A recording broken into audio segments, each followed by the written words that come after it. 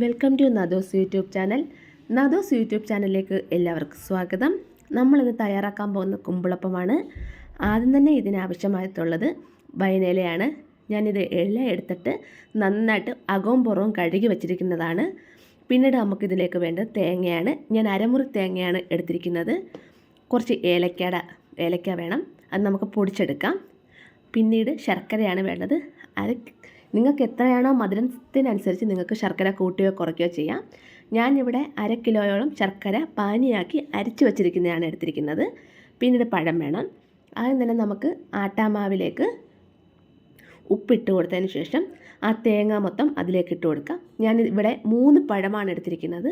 ഈ 3 പഴവും നന്നായിട്ട് ആദ്യം തന്നെ അത് ഉടച്ച് ആ മാവിലേക്ക് മൊത്തത്തിൽ ഉടച്ചു കൊടുക്കണം. പിന്നീട് ഏലക്ക, ഞാനൊരു 5 ഏലക്ക പൊടിച്ചാണ് ഇതിലേക്ക് ഇടുന്നത്. അതിനുശേഷം നമുക്ക് 1/2 കിലോ ശർക്കര പാനിയാക്കി അരിച്ചു വച്ചിരിക്കുന്നത് കുറേശ്ശെ ഇതിലേക്ക് ഇട്ട് കൊടുത്ത് യോജിപ്പിക്കാം. മാവ് നന്നായിട്ട് യോജിപ്പിക്കാം.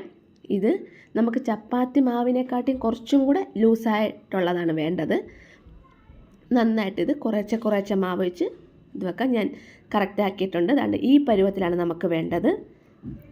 ആദ്യം തന്നെ വൈനയില എടുത്തിട്ട് കുമ്പിൾ കുത്തണം. ഞാനിവിടെ ഈർക്കിലോ ഒന്നും എടുക്കുന്നില്ല. ഈർക്കിലൊന്നും കുത്താതെ തന്നെ നമുക്ക് ഉണ്ടാക്കുന്നത് എങ്ങനെയാണെന്ന് നോക്കാം. അങ്ങനെ ഇങ്ങനെ കുമ്പിൾ കുത്തിയതിന് ശേഷം ഈ ഒരു പരുവത്തിലാണ് മാവ് നമുക്ക് വേണ്ടത്.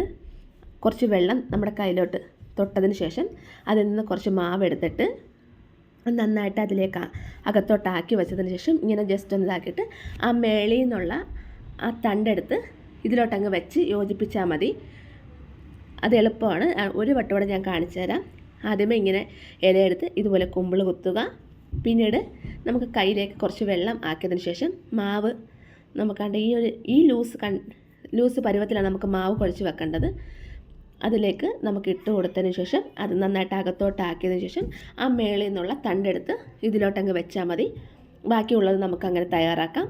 എൻ്റെ യൂട്യൂബ് ചാനലിൽ നിങ്ങൾ ആദ്യമായിട്ടാണ് കാണുന്നതെങ്കിൽ പ്ലീസ് സബ്സ്ക്രൈബ് ചെയ്യുക, ഷെയർ ചെയ്യുക, ലൈക്ക് ചെയ്യുക. എന്നാണ് ഞാൻ ഇത്രയും തയ്യാറാക്കി വെച്ചിട്ടുണ്ട്.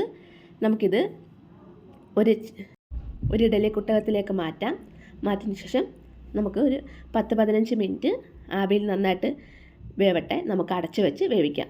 ഇത് വെന്തിട്ടുണ്ട്. കുറച്ച് തോനെ ഉള്ളതുകൊണ്ട് 15 മിനിറ്റ് കൂടുതലായിട്ടുണ്ട്. നന്നായിട്ട് വെന്തിട്ടുണ്ട്. നമുക്ക് ആദ്യമേ തന്നെ നമ്മളിത് നോക്കണം വെന്തോ ഇല്ലയോ എന്ന്. വെന്തിട്ടുണ്ട്. നമുക്കതൊന്ന് തുറന്ന് നോക്കാം. ഈർക്കിലൊന്നും കുത്താതെ തന്നെ വെച്ചിട്ടും നമുക്ക് അതുപോലെ തന്നെ കിട്ടിയിട്ടുണ്ട്. നല്ല സോഫ്റ്റാണ്, നല്ല ടേസ്റ്റാണ്. എല്ലാവരും ഒന്ന് ട്രൈ ചെയ്ത് നോക്കുക. Thank you.